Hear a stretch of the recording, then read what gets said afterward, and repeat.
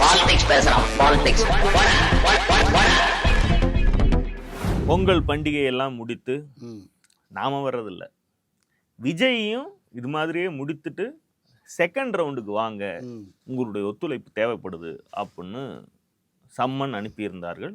இந்த சம்மனின்படி நேற்றைக்கே கிளம்பி போயிட்டு இன்றைக்கு இப்போ நம்ம பேசிக்கொண்டிருக்கக்கூடிய இந்த நேரத்தில் 5 மணி நேரமாக தொடர் விசாரணைக்குள் விஜய் இருக்கிறார்.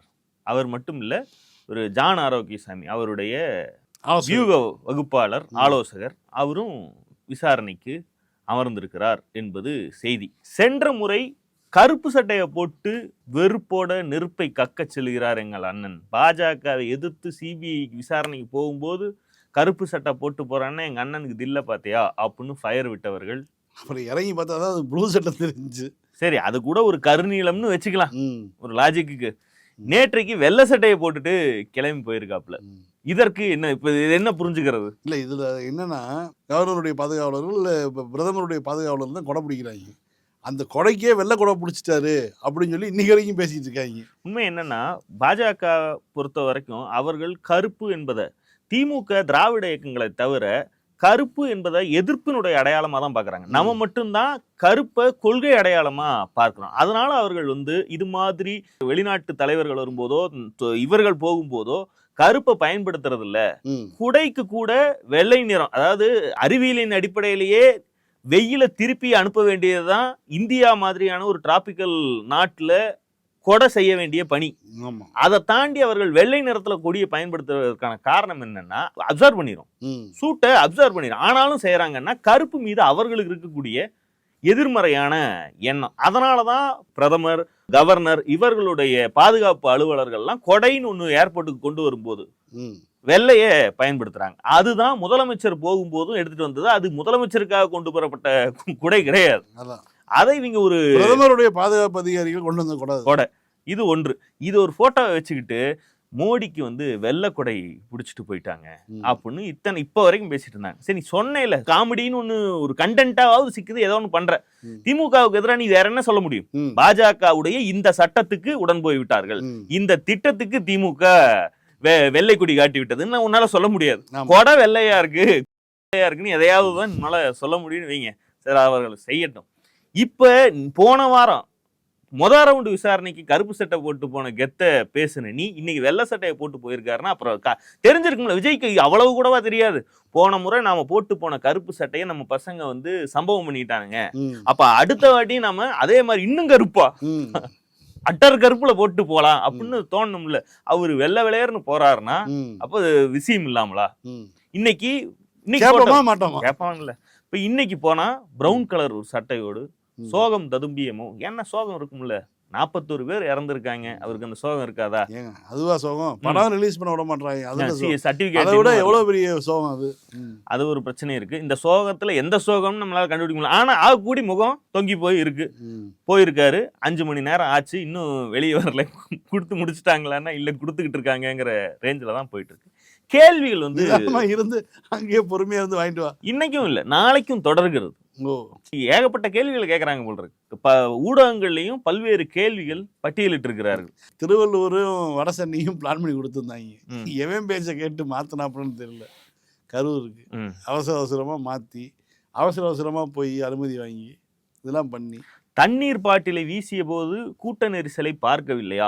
வாகனத்தின் மேல் இருந்த உங்களுக்கு கீழே நிலைமை மோசமானது தெரியவில்லையா அப்படின்னு விஜயிடம் சிபிஐ சரமாரி கேள்வின்னு ஊடகங்கள், பல்வேறு ஊடகங்கள், எல்லா ஊடகங்களும் ஒரே பட்டியல தான் போடுது. இந்த மாதிரியான தகவல்கள்லாம் சிபிஐ தரப்பிலிருந்து நியூஸ் போகட்டும், நாங்கள் என்ன பண்ணிட்டு இருக்கோம்னு தெரியணுங்கிறதுக்காக கொடுக்கிறார்களா? ஏன்னா இதுல திமுக ஆதரவு ஊடகங்கள்னு இவர்கள் சொல்லுவது மட்டும் மற்ற எல்லா ஊடகங்களும் நடுநிலைன்னு சொல்லக்கூடிய விஜய்க்கு சதா சர்வகாலம் பில்டப் ஏற்றுவதே வேலையாக வைத்திருக்கக்கூடிய புதிய தலைமுறை உள்ளிட்ட எல்லா ஊடகங்களும் அந்த பட்டியலை போடுகிறார்கள். பரப்புரைக்கு அறிவிக்கப்பட்டிருந்த நேரம் என்ன? தாமதமாக வந்ததற்கான காரணம் என்ன? கூட்டம் அதிகமாக இருக்கிறது, தள்ளுமுள்ளு ஏற்பட்டிருக்கிறது, தண்ணீர் வசதி இல்லை, இது போன்ற விவரங்கள் உங்களுக்கு தெரியுமா தெரியாதா? அப்படி தெரிந்திருந்தும் நீங்கள் பேச்சை தொடர்ந்தீர்களா? கூட்ட நெரிசல் ஏற்பட்டதும் உங்கள் பேரணியை நீங்கள் நிறுத்தி இருக்க முடியுமே, ஏன் செய்யவில்லை? தள்ளுமுள்ளு ஏற்பட்டதும் உடனடியாக சென்னைக்கு ஏன் புறப்பட்டீர்கள்? எப்போதுதான் கூட்ட நெரிசலை உணர்ந்தீர்கள்? இது மாதிரியான கேள்விகள் விஜய் முன்பு வைக்கப்பட்டதாக ஊடகங்கள் சொல்கின்றன. அதுக்கு இவங்க சொல்லியிருக்காங்க, ஏன் லேட்டா வந்தேங்கிறதுக்கான பதில் வந்து விஜய் சொன்னதாக அவர் சொல்லுவது வளைவுகள் அதிகமாக இருந்தன. இது நாமக்கல் டு கரூர் ஊட்டி மாதிரி 6 வழிச்சாலை வந்து வளைவு இருந்துச்சு. பல ஏர்பின் பெண்டுகள் இருந்தன. இதுல எல்லாம் கொல்லிமலைக்கா போயிட்டு வந்த செகண்ட் போட்டு ஏத்துறதுக்கு கொஞ்சம் லேட் ஆயிருச்சு அப்படின்னு ஒரு இந்த பதிலுக்கே வந்து செருப்பு கட்டி அடி. இப்ப இவருடைய பதில்லாம் இந்த லட்சணத்துலதான் இருந்திருக்கு. இது எல்லாத்துக்கும் போலீஸ் தான் காரணம், அரசாங்கம் தான் காரணம், அவங்க தான் பாதுகாப்பு கொடுப்பதை தவற விட்டாங்க. இதுல வந்து நான் வந்து ஜஸ்ட் வர்றேன். இப்ப திண்டுக்கல் ரீட்டா டான்ஸ்ல ஒரு ஸ்டாம்பேட் நடந்துச்சுன்னா ரீட்டாவை கேள்வி கேட்பது என்ன லாஜிக்கில் இருக்கும்? அது மாதிரி தான் நான் ஒரு திண்டுக்கல் ரீட்டா மாதிரி தான் அந்த விழாவை பொறுத்த வரைக்கும். நிகழ்ச்சிக்கு பாதுகாப்பு கொடுக்க வேண்டியது அரசாங்கத்துடைய பொறுப்புங்கிறதான் ஆரம்பத்திலிருந்து விஜய் சொல்லி வரக்கூடியது. விஜயுடைய தற்குறிகள் சொல்லக்கூடியது என்னன்னா, இந்த கேள்விகள் வந்து இப்ப சிபிஐ கேட்பதல்ல, சம்பவம் நடந்த மறுநாளிலிருந்து முதல் நாளிலிருந்து எல்லோரும் கேட்பதுதான் இந்த கேள்விகள். இந்த கேள்விகளுக்கு இதுவரைக்கும் அவர்கள் சொல்லியிருக்கக்கூடிய பதில் கதறுங்கிறது மட்டும்தான். விஜயும் அதையே போய் சிபிஐ அதிகாரிகளை பார்த்து கதறுன்னு சொல்லலாம். சொன்னாரா என்னன்னு தெரியல. அவர் சொல்லக்கூடியது போலீஸ் தான் இதுக்கெல்லாம் காரணம். அதாவது இதற்கெல்லாம் உச்சபட்ச போலீஸ் அதிகாரி அப்போது சட்டம் ஒழுங்கு ஏடிஜிபியாக இருந்தவரை முதற்கொண்டு டெல்லிக்கு வரவழைத்து விசாரித்திருக்கிறார்கள். இங்க இருக்கக்கூடிய அதிகாரிகளும் போய் பதில் சொல்லியிருக்கிறார்கள். தாவேகா தரப்பு வைக்கக்கூடிய குற்றச்சாட்டுகளை போலீசிடம் வைத்து போலீஸ் கிட்ட அதற்கான பதில்களை பெற்றிருக்கிறார்கள். அந்த பதில் உங்களுக்கு நீங்கள் சொல்லக்கூடிய பதிலுக்கு பொருந்தாமல் இருப்பதை வைத்து தான் இந்த கேள்விகள் பட்டியலிடப்பட்டது. இதற்கு தான் விஜய் பதில் அளிக்கணும். விஜய் பதில் அளிப்பதோடு சொன்னா ஆதாரங்களையும் காட்டணும். ஏன்னா அவருடைய வாகனத்துல தான் அந்த ஃபுல் HD கேமராக்கள்லாம் இருக்கின்றன. அதுல நீங்க சொல்றதுக்கெல்லாம் சம்பவம் நடந்த இடத்துக்கு 50 மீட்டர் முன்னாடியே போலீஸ்காரர் வந்து உள்ள வந்து பேசக்கூடிய காட்சிகள்லாம் அவர் டிரைவர் சீட்டுக்கு மேல இருக்கக்கூடிய சிசிடிவில பதிவாயிருக்கு. அப்போ உங்ககிட்ட இருக்கக்கூடிய ஆதாரங்களின்படி போலீஸ் கடமையை தவறியதற்கு அல்லது ஸ்டாம்பேடு நடக்கும் விதமாக தடியடி நடத்தியதற்கு அதற்கெல்லாம் ஏதாவது ஆதாரம் இருந்தா நீங்க கொடுக்கணும். ரெண்டாவது, அவங்க சொல்லிதான் நான் ஊரை விட்டு கிளம்பி ஓடி போனேன். அவங்க சொன்னதுல நான் எதையுமே கேட்கல, எந்த நிபந்தனைகளையும் நான் ஃபாலோ பண்ணல. கடைசிக்கு வண்டி இங்கேயே நிறுத்திட்டு பேசிட்டு போகணும்னு சொன்னதையும் நான் கேட்கல. லைட் ஆஃப் பண்ணி ஆன் பண்ணி விளையாடிட்டு உள்ள கொண்டு போய் பஸ்ஸை நுழைக்க சொன்னது நான். இது வரைக்கும் எதையுமே போலீஸ் சொல்லி கேட்காத நான் சம்பவம் நடந்து இளவு விழுந்துச்சுங்கிற தகவல் வந்த உடனே இங்க இருக்காதீங்க போயிடுங்கன்னு சொன்னாங்களாம். உடனே இந்தா போற சொசைட்டிக்குன்னு கிளம்பி போயிட்டாரு அப்படிங்கறதான் அவருடைய வாதம். இதற்கெல்லாம் ஒரு பதில் சொல்றாரு. குற்றப்பத்திரிகையில் இவருடைய பெயரும் சேர்க்கப்படுவதாக தகவல் அப்படின்னு ஊடகங்கள் போடுகின்றன. கொலைக்கு காரணமானவன் பேர் குற்றப்பத்திரிகையில போடுறதுல ஒன்றும் பெரிய செய்தி ஒண்ணும் இல்லை. அது ஏன் இத்தனை நாள் போடாம இருந்ததுங்கிறதான் கேள்வி. முதல் நாளே அதை பண்ணியிருக்கணும். ஆனால் இதெல்லாம் திமுக அரசோ அல்லது தமிழ்நாடு அரசுக்கு கீழே இயங்கக்கூடிய காவல்துறை செய்திருந்தால் ஒரு புரோட்டோகால் என்னென்ன செய்திருப்பார்கள். இவர்கள் அரசியல் செய்வதற்கான அத்தனை வாய்ப்பு அப்ப கிடைச்சிருக்கும். இல்ல எனக்கு என்னன்னா இவ்வளவு நடக்குது இல்ல, இந்த சிபிஐ வந்து உள்துறை அமைச்சர் அமித்ஷாவினுடைய கட்டுப்பாட்டில் இருக்கக்கூடியது. பாஜக அரசு தான் வந்து இப்படி வந்து ஒரு பழிவாங்கலுடைய ஈடுபடுது. அது தேவையில்லாமல் வந்து எங்களை வந்து வேண்டும் என்ற விசாரணைங்கிற பேரில் வந்து எங்களை துன்புறுத்துறாங்க. ஒரு நாள் விசாரிக்க வேண்டிய கேள்வியில் வந்து இத்தனை முறை வந்து ஒரு விஜய் வந்து வர சொல்கிறது, இன்னைக்கு இருங்க நாளைக்கு இருங்கன்னு சொல்கிறது, இந்த மாதிரி வந்து தொடர்ந்து இந்த மாதிரி பண்ணுறாங்க அப்படிங்கிற ஒரு எதிர்குரல் இன்னொன்று வரும் இல்லையா? அதை பற்றி எதுவுமே இல்லையே. அப்போ வந்து உள்ளே வந்து எல்லாமே நல்லா அப்படியே போயிட்டு இருந்தால் தானே நம்ம புரிஞ்சுக்க முடியும். இப்ப நான் பட்டியலிட்டு இருக்கக்கூடிய கேள்விகள்லாம் இருக்குல்ல, விஜயிடம் இந்த கேள்விகள் எல்லாம் கேட்டிருக்கிறார்கள். விஜய் கைதுங்கிறத தாண்டி விஜயுடைய ஆலோசகராக இருக்கக்கூடிய இந்த டூர் ப்ரோக்ராம் எல்லாம் திட்டமிடக்கூடிய நபரான ஜான் ஆரோக்கியசாமி கைதாக போகிறாருங்கிற அளவுக்கு ஊடகங்கள்ல நியூஸ் வருது. உண்மையில நீங்க சொல்றபடி லாஜிக் இருந்தா இவர்களுடைய கொள்கை எதிரியை எதிர்த்து அரசியல் செய்வதற்கு ஒரு வாய்ப்பாக விஜயுடைய கட்சியோ பார்க்குமானால் என்ன செய்யணும்? நீங்க சொல்றதானே செய்யணும். இந்த பாருங்க, ஊடகங்கள்லாம் வருது. இத்தனையும் எதற்கு பண்றாங்க? திமுக அரசை எதிர்த்து தான் எங்க அண்ணன் வந்து ஊரா போய் விஜய் பேசினாரு. ஆனால் திமுகவே எந்த ஒரு தலைவன் தான் தொண்டஞ்சாகிறத விரும்புவான்னு திமுக தலைவரே சொன்னார். அவர்களே சொல்லாத ஒன்றை குற்றப்பத்திரிகையில் அவர் பெயரையும் சேர்த்து குற்றவாளியாக சேர்ப்பதற்கு பாஜக இத்தனை அட்டூழியம் பண்ணிட்டு இருக்குது. சிபிஐ வைத்து இதெல்லாம் பண்ணிட்டு இருக்குன்னு தானே சொல்லணும். இல்ல, சிபிஐ கேட்டதே இவங்க தானே. சிபிஐ கேட்டது இவங்கிறது ரெண்டாவதுங்க. இப்ப இதெல்லாம் பண்ணுதுன்னு சொன்னா இவங்களுக்கு ரெண்டு பிரச்சனை. இன்னொன்னு, மறுபடியும் சுப்ரீம் கோர்ட்ல போய் இல்ல தமிழ்நாடு போலீஸ் விசாரிக்கிட்டு நாங்க நல்லா யோசிச்சு பார்த்துட்டோம், 3 மாசம் கேப்ல தமிழ்நாடே விசாரிச்சா நல்லா இருக்கும் அப்படின்னு ஃபீல் பண்றோம்னு சொல்லலாம். அவங்க செருப்பு கொண்டே அடிப்பாங்க. இந்தியில ஏதாவது கெட்ட வார்த்தை இருந்தா திட்டுவாங்க. அதுக்கு பதிலா நானே இன்னொரு ஐடியா சொல்றேன்.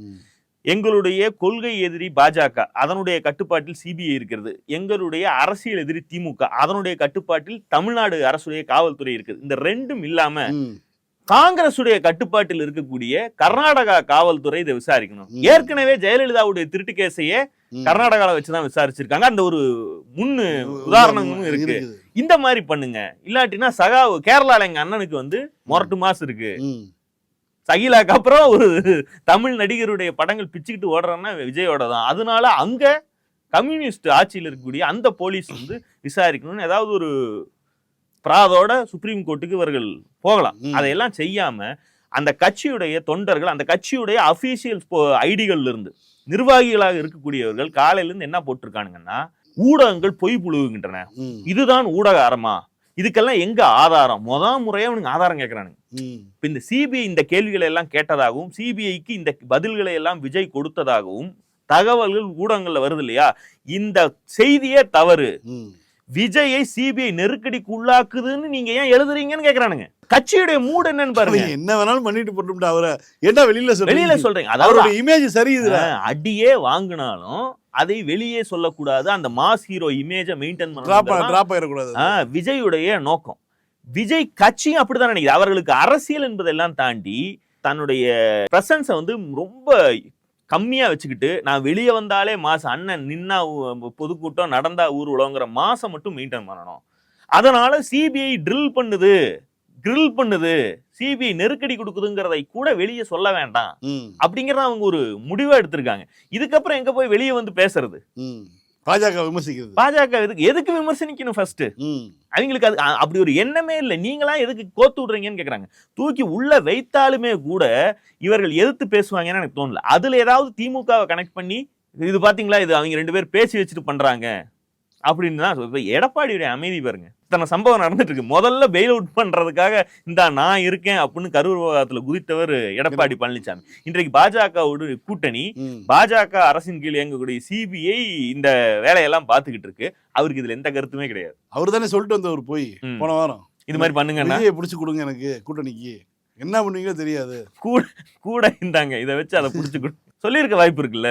சிபிஐ அலுவலகம்ங்கிற 4 சுவருக்குள் என்ன நடக்கிறது என்பதை விஜயே வெளியே வந்து சொன்னாதான் உண்டு. அவரு இன்ட்ரோவர்ட், சொல்ல மாட்டாரு. சிபிஐயும் சொல்ல போறது இல்ல. ஊடகங்கள் சொல்லக்கூடிய இந்த வெர்ஷனை தான், சிபிஐ கசிய விடக்கூடிய இந்த வெர்ஷனை தான் நம்ம கேட்டு தெரிஞ்சுக்கிறோம். வெளிப்படையாக அரசியலில் நடக்கிறது என்ன? அரசியல்ல இன்ட்ரோவர்ட் எப்படி இருக்க முடியும்? இருக்கிறாரே. ஜெயலலிதா இன்ட்ரோவர்ட் தானே. ஜெயலலிதா இன்ட்ரோவர்ட் எப்படி சொல்றாங்க யாருக்கு தெரியும்?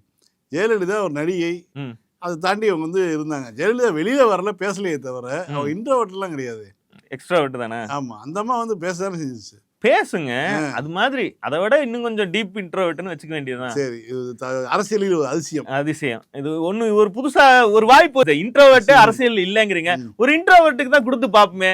ஏன் சார் இன்ட்ரோவர்ட்லாம் அரசியலுக்கு வரக்கூடாதா? போயஸ் கார்டன்ல வீடு வாங்க கூடாதா? இருக்கட்டும். இன்னொன்னு, பிஜேபியுடைய கணக்கு என்ன? அவங்களுக்கு வந்து இப்ப என்ன பேசுறாங்கன்னா, விஜய் முன்பு இருக்கக்கூடிய ஆப்ஷன்கள் என்ன அப்படிங்கிறாங்க. விஜய் முன்பு முதல்ல பிஜேபி எனக்கு கொள்கை எதிரி, திமுக எனக்கு அரசியல் எதிரி, இதேதான் தொடரப்போகிறது. உன்னால சிபிஐ கேஸ்ல கரூர் நெரிசல் மரண வழக்குல முதல் குற்றவாளினே என்னையவே போட்டு நீ வழக்கு வேணாலும் சார்ஜ் ஷீட் வேணாலும் தாக்கல் பண்ணி வழக்கு நடத்த, அதை நான் பாத்துக்கிறேன். என்ன பண்ணாலும் எனக்கு கவலை இல்லை. என்னை சுத்தி இருக்கவங்க எல்லாம் தூக்கி உள்ள வச்சாலும் நான் பயப்பட மாட்டேன். ஏன்னா சில ஊடகங்கள் வரக்கூடிய செய்தி வந்து, ஜான் ஆரோக்கியசாமி என்கிற நபர் தான் ஒரே புள்ளி பாஜக கூட்டணிக்குள் விஜய் வருவதை தடுக்கிறார். அதற்கு காரணம் அவருடைய தீவிர கிறிஸ்தவ மத பின்னணி. அவருக்கு அர்மீனியா போன்ற தேசங்கள்ல இருந்தெல்லாம் பணம் வருது. இத வந்து சென்ட்ரல் ஏஜென்சி எல்லாம் கண்டுபிடிச்சிருக்கு. அதனால என்ஐஏ விசாரணை வருது, அமலாக்கத்துறை விசாரணை வருது. இந்த மாதிரியான ஊகங்கள் ஊடகங்கள்ல வருது. நான் இதுக்குள்ள எல்லாம் போக விரும்பல. பிஜேபி இந்த மாதிரி செய்திகளை கசிய விட்டு, இந்த கேஸ் எல்லாம் போடுறாங்களா, உண்மையில நடந்துச்சான்லாம் நமக்கு தெரியாது. அப்படி இருக்க பட்சத்துல இதையெல்லாம் கசிய விட்டு ஒரு விஜய் பயமுறுத்துவதற்காக நியூஸ் கசிய விடுறாங்க. பயமுறுத்துறது அல்லது சிறுபான்மை கிறிஸ்தவ வாக்கு வங்கி வந்து பிரிச்சு திமுக பிரிச்சு அந்த பக்கம் கொண்டு ஏதோ ஒரு நோக்கத்துல இந்த மாதிரி எல்லாம் இது பண்ண. நான் வந்து அந்த கேஸை எல்லாம் விட்டுருவேன். சிபிஐ வழக்கு என்பது, இப்போது பேசிக்கொண்டிருக்கக்கூடிய வழக்கு என்பது நெரிசல் மரண வழக்கு. இந்த வழக்குல எப்படி எந்த விசாரணை அமைப்பு இந்த விசாரணை மேற்கொண்டாலும் விஜயை சுற்றி இருந்த இந்த நிகழ்ச்சிக்கு பொறுப்பான நடத்திய முடிவெடுக்கக்கூடிய அதிகாரத்தில் இருந்த நபர்களை சேர்க்காமல் இந்த சார்ஜ் ஷீட் ஃபைல் பண்ணவே முடியாது. அப்படியெல்லாம் காப்பாற்றி விடுவதற்கு லாஜிக் கோர்ட்லையும் அது நிற்காது. இதெல்லாம் இவங்களெல்லாம் கழட்டி விட்டு யார் மேல, எஸ்பி மேலையும் மாவட்ட கலெக்டர் மேலையுமா சார்ஜ் ஷீட்டை ஃபைல் பண்ண முடியும்? அப்படி செய்தாலும் அதனால திமுகவுக்கு என்ன நஷ்டத்தை உண்டு பண்ண முடியும்? அவங்க அரசு அதிகாரிகள், இந்தியா முழுக்க இருக்கக்கூடிய அரசு அதிகாரிகளுக்கு, அதுவும் IAS IPS அதிகாரிகளுக்கு இப்படி ஒரு மோசடியை செய்தா அது கொண்டு போய் சேர்க்கக்கூடிய செய்தி என்ன? இதுக்கெல்லாம் அச்சப்படுவாங்க. அதனால இவர்களை தவிர்த்து விட்டு இந்த வழக்கை கொண்டு செல்லவே முடியாது. இதை அவங்க டீல் பண்ணணும். இந்த வழக்கை எப்படியானாலும் நான் எதிர்கொள்ளுவேன்னு விஜய் ஆப்ஷன் 1 எடுத்து தொடர்ச்சியா மேற்கொண்டு செல்வார் அப்படின்னு பார்த்தா எனக்கு அதுக்கான நம்பிக்கை இல்லை. ஏன்னா முதல் ரவுண்ட் விசாரணையும் சரி, இந்த 2வது ரவுண்ட் விசாரணையும் சரி, இடைப்பட்ட நாட்கள்ல அந்த கட்சி அபிஷியலாக பாஜகவை தொடுவதே இல்லை. ஊடகங்கள் பாஜக நெருக்கடி கொடுப்பதாக எழுதினால் கூட பதறி எடுத்து கொண்டு முன்னால் வந்து பொய் சொல்லாதன்னு சொல்றாங்க. அப்ப அவங்க ஒரு முடிவை எடுத்துட்டாங்க. பாஜகவை அவர்களால் எதிர்க்க முடியாது. அந்த கூட்டணிக்கே போய் சேருவதற்கான வாய்ப்பு இருக்கிறதா என்றால், இத்தனைக்கு அப்புறம் இப்படி ட்ரில் பண்ணி ஓட்டு கூட்டணிக்கு உள்ள கூப்பிட்டு வச்சா அது எப்படி ஓட்டு போடுவாங்க? விஜய் ரசி போடுவானுங்க தான். விஜய் சொன்னா போட்டுருவாங்க. அதான் உசுர குடுக்குறானுங்களே, கக்கூஸ் தண்ணியை குடிக்கிறாங்க. அப்புறம் செய்ய மாட்டாங்க. கக்கூஸ் தண்ணி எப்படி மூக்க பொத்திட்டு குடுக்கிறீங்களோ அப்படி தாமரையில குத்தும் போதும் பொத்திட்டு குத்துங்கடான்னு விஜய் சொன்னா அதை கேட்கக்கூடிய ஆட்கள் தான். அந்த ஆப்ஷனுக்கு போவாரா? அப்படி இல்லை என்றால் வேற என்ன? தனியாக தான் நிற்கணும். அதை கூட வந்து ஒரு அரசியலிலும் அது ஆட்சியிலும் பங்கு, அதிகாரத்திலும் பங்குன்னு இருக்காரு. அதை நம்பி யாராவது போனாதான் உண்டு. இப்படி விஜய்க்கு இருக்கக்கூடிய ஆப்ஷன்களை பட்டியலிடுறாங்களே, தேர்ந்தெடுக்கக்கூடிய உரிமை விஜய்க்கு இந்த விஷயத்தில் இருப்பதாகவே பார்க்கவில்லை. நீ எல்லாம் செலக்ட் பண்ற இடத்துல இல்ல, உன்னால பேசவே முடியல. உண்மையில் இந்த கணக்குகளை பாஜக என்ன ஆஸ்பெக்ட்ல போடுதுன்னு தான் பார்க்கணும். அவர்கள் இப்ப இன்னும் சில நாட்களில் மோடி தமிழ்நாட்டுக்கு வருகிறார். அவர் இந்த NDA கூட்டணியில் இருக்கக்கூடிய எல்லா தலைவர்களோடும் இன்றைக்கு தனியரசு போய் எடப்பாடியை சந்திச்சிருக்கார். யார் யார் அவர்கள் திட்டமிட்டார்களோ அவர்களை முழுதாக அந்த கூட்டணிக்குள் மேடையில் ஒன்றாக ஏற்றி மோடி கையை பிடிச்சி தூக்குற மாதிரியான ஒரு போஸுக்கு அவங்க தயாராகிட்டாங்க. இந்த கண்டிஷன்ல இன்னும் சில நாட்கள் இதை வைத்துக்கொண்டு விஜயையும் இந்த கூட்டணிக்குள்ள கொண்டு வருவதற்கான வாய்ப்பு இருக்கா அப்படின்னு எனக்கு தெரியல. நாட்கள் நெருங்கிருச்சு. ஒண்ணு அது கதற கூட்டு போய் கோஆபரேட் பண்ணு தாமரைன்னு ஊத்துற மாதிரி இருக்கும் பார்வைக்கு. அதை தாண்டியும் இது ஒர்க் அவுட் அவங்களுக்கு அந்த பிளான் இருக்கான்னு தெரியல. 2வது, இத்தனையும் செய்துவிட்டு தாவேகா என்கிற கட்சி தேர்தலில் போட்டியிடாமல் இருந்தாலே பாஜகவுக்கு அது லாபகரமானதாக இருக்குங்கிறது தான் என்னுடைய பார்வையா இருக்கு. முழுக்க திமுக எதிராக ட்ரிகர் பண்ணி வச்சுட்டாங்க. தன்னுடைய தனக்கு இருக்கக்கூடிய வாக்குன்னு சொல்லக்கூடிய அந்த 8% 6% இருக்குன்னா தீவிர தொண்டர்கள்னு இருப்பாங்கல்ல, அதை ஒரு 5% வைங்க. விஜய் என்ன அவர் எந்த முடிவு எடுத்தாலும் நாங்க அதற்கு அவர் கேட்கறதெல்லாம் செய்யறதுக்கு தான் நாங்க இருக்கோம், பிறவி எடுத்திருக்கோம்னு சொல்லக்கூடிய தொண்டர்கள் லட்சக்கணக்கில் இருக்கார்கள். அவர்களில் எத்தனை பேருக்கு ஓட்டு இருக்கும் அப்படின்னு பார்த்து அந்த ஓட்டு நமக்கு வரும்ல. இந்த கட்சி சீன்ல இல்ல, 2026 எலெக்ஷன்ல இந்த தாவேகாங்கிற கட்சி போட்டி இடவில்லை என்றாலே ஆட்டோமேட்டிக்கா எதிரிக்கு எதிரி நண்பன் திமுகவை வந்து வீழ்த்துவதற்கு நமக்கு ஓட்டு போடுவாங்க அப்படின்னு நம்பலாம். இதுதான் இருக்கிறதுலே பாஜகவுக்கு பெட்டரான ஆப்ஷன் எனக்கு தோணுது. இதை நோக்கித்தான் காய்கள் நகர்த்தப்படுகின்றனவா? வாய்ப்பு இருக்கு. அதைத்தான் பார்க்க முடியும். கரூர் மரணங்களுக்கு பொறுப்பேற்று நான் வந்து இந்த தேர்தலில் போட்டியிடல அப்படின்னு கூட சொல்லிட்டு, அதாவது இதை எப்படி பார்க்கணும்னா, என்னுடைய ரசிகர்களுக்கு தெரியும் யாருக்கு வாக்களிக்கணும்னு. விஜய் நீங்க வந்து இந்த வழக்குல சிக்கி சிறையேக போகிறீர்களா? அப்பவும் உங்களுடைய அரசியல் முடிஞ்சு போச்சு. அதற்கு பதிலாக உங்களுடைய அரசியல் வாழ்க்கையை பலி கொடுத்து எங்களை வெற்றிக்கு அருகில் இழுத்து செல்லுங்க. திமுகவுக்கும் அதிமுக கூட்டணிக்குமான சதவீத வேறுபாடு, வாக்கு சதவீத வேறுபாடுங்கிறது கடந்த 10 வருடங்கள் எடுத்துக்கிட்டீங்கன்னா, எடப்பாடி ஆட்சியிலிருந்து தொடங்கி இப்ப வரைக்கும் எடுத்துக்கிட்டீங்கன்னா, நாடாளுமன்ற தேர்தல்னா 10% வரைக்கும் போகுது. சட்டமன்ற தேர்தலையும் 6% 7% வருது. இந்த சட்டமன்ற தேர்தலில் இவர் வாங்கக்கூடிய வாக்கு அதை குறைக்கும், அந்த இடைவெளியை குறைக்கும் அப்படிங்கிற ஆஸ்பெக்ட்ல பாஜக இதை அணுகுவதற்கு வாய்ப்பு இருக்கு. அதாவது உங்களுடைய அரசியல் வாழ்க்கையை பலி கொடுத்து எங்களை வெற்றி கோட்டுக்கு அருகில் கூட்டி செல். நீ எங்கூட கூட்டணிக்கு வந்தீங்கன்னா அதுக்கப்புறம் உன்னால தமிழ்நாட்டில் அரசியலே நடத்த முடியாது. ஆனால் உன்னுடைய தீவிர தொண்டர்கள் அதிமுக பாஜக கூட்டணிக்கு வாக்களித்து ஒரு தடவை எங்களுக்கான சான்ஸை காட்டிட்டா போதும். அதுக்கப்புறம் நீ பழையபடி ஜனநாயகன் 2, 3, 4ன்னு இந்த படத்தையும் ரிலீஸ் பண்ணிக்கலாம். அடுத்து இன்னும் 3 படம் வேணும்னாலும், ஏன்னா அதுக்குள்ள எப்படியும் பாலையா இன்னும் 2-3 படம் விட்டுருவாரு. அகண்டா எல்லாம் பண்ணலாம். பாஜகவுக்கு அந்த மாதிரி படங்கள்லாம் தேவை. அகண்டா 1, 2, அகண்டா 2ல எல்லாம் விஜய் நடிச்சா பிரமாதமா இருக்கும். அப்ப அதுக்கு அதை நோக்கி அவருக்கும் விருப்பமான ஒரு களத்துக்கு கூட்டி செல்வதற்கும் வாய்ப்பு இருக்கு. அவருக்கு பிடிச்சது அதானே, பிடிச்சதை செய்யுங்கய்யா. உங்களுக்காக உங்களுக்கு பிடிச்சதெல்லாம் வெயிட் பண்ணிட்டு இருக்கு. அதெல்லாம் விட்டு எதுக்கு சிபிஐ ஆபீஸ்ல வந்து உட்கார்ந்துட்டு இருக்கீங்க? அதுகிட்ட போங்க, அதை செய்யுங்க அப்படின்னு அனுப்பிவிட போகிறார். குறிப்பா இந்த விவகாரத்துல விஜயை தாண்டி ஜான் ஆரோக்கியசாமியை குறிவைப்பது அப்படிங்கிறது வந்து லாட்டரியுடைய நெடுநாள் பிளான்ல ஒன்று. இந்த கட்சிக்குள்ள இணைந்ததுல இருந்து இது வரைக்கும் வந்து ஜான் இல்லாம வந்து விஜய் வந்து ஆதவோ மற்றவர்களோ பார்த்ததில்லை. எப்போதெல்லாம் வந்து விஜய் அவர்கள் பார்த்ததாக சொன்னாங்க, அதுக்கு மௌன சாட்சியாக அவர் ஜான் இருக்கார். அதுதான் மேட்ரு. அந்த இடம் வந்து இந்த கட்சிக்குள்ள கூடாரத்தில் ஒட்டகம் பூந்த மாதிரி பூந்த நாளிலிருந்து ஜானுக்கு இந்த கட்சிக்குள் இருக்கக்கூடிய செல்வாக்கு, விஜயிடம் இருக்கக்கூடிய நெருக்கம் இவர்களுக்கு பிரச்சனையா இருந்திருக்கு. இந்த வழக்கில் ஒவ்வொருவரையா கூப்பிட்டு விசாரிக்கும் போது இதுக்கெல்லாம் காரணம் கை காட்டுவதற்கான ஆளாக கரெக்டா கோத்து விட்டிருப்பது ஆதவ் என்று சொல்லுகிறார். ஏன்னா இதனால் லாபம் அடைய போவது யாருன்னா இந்த கட்சிக்குள் ஆதவ அர்ஜுனா தான். ஆல்ரெடி ஊடகங்கள் இருக்கக்கூடிய பல்வேறு ஆட்களை வைத்து ரொம்ப நாளாவே இந்த கட்சி நாசமா போறதுக்கு காரணம் ஜான் தான், விஜய் இல்லையா.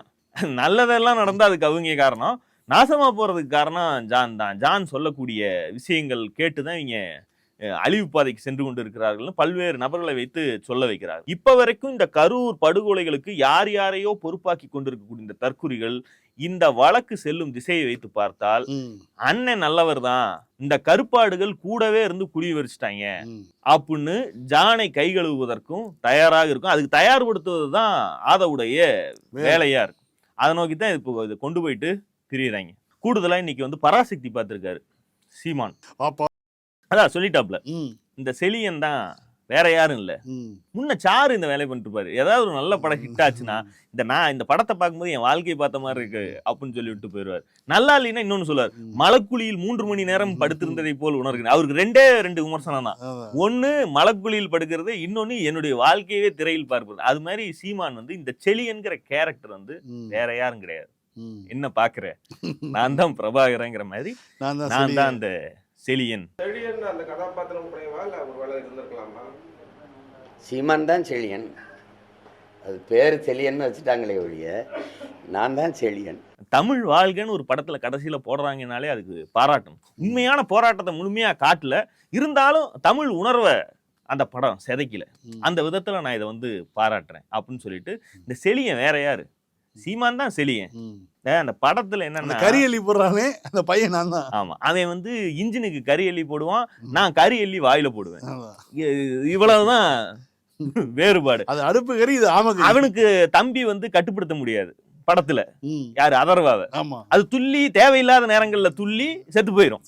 அது மாதிரி சீமானாலையும் தம்பியை கட்டுப்படுத்த முடியாத பிரச்சனைகள்ல சிக்கிதான் கடந்த பல வருடங்களாக சீரழிஞ்ச கதையெல்லாம் நடந்துச்சு. இது மாதிரி செலியனுக்கும் சீமானுக்கும் இன்னொரு முக்கியமான ஒண்ணு இருக்கு. செலியனுடைய வைஃப் இருக்குல்ல படத்துல, ஸ்ரீலீலா வந்து தெலுங்கு பெண். அதனாலதான் இவரு ஓகே ஓகே அவர் ரத்னமாலா ஒரு தெலுங்கு பெண். அந்த ரத்னமாலாவுடைய அப்பா வந்து ஒரு அரசியல்வாதி. இப்ப இவர் காளிமுத்துவுக்கு கயல்விழி. அப்போ வதினா வந்து கரெக்டா வந்துருச்சா, அப்ப இவர் வந்து சேர்ந்துட்டுனா அப்ப இவர் செலியன் தானே. சரிங்க செலியன், நல்லா தூக்கி பிடிச்சு நடங்க செலியன் அப்படிங்கிற மாதிரி தான் இருக்கு. மீண்டும் சந்திப்போம். லைக் பண்ணுங்க, ஷேர் பண்ணுங்க, சப்ஸ்கிரைப் பண்ணுங்க, கமெண்ட் பண்ணுங்க. பாய்.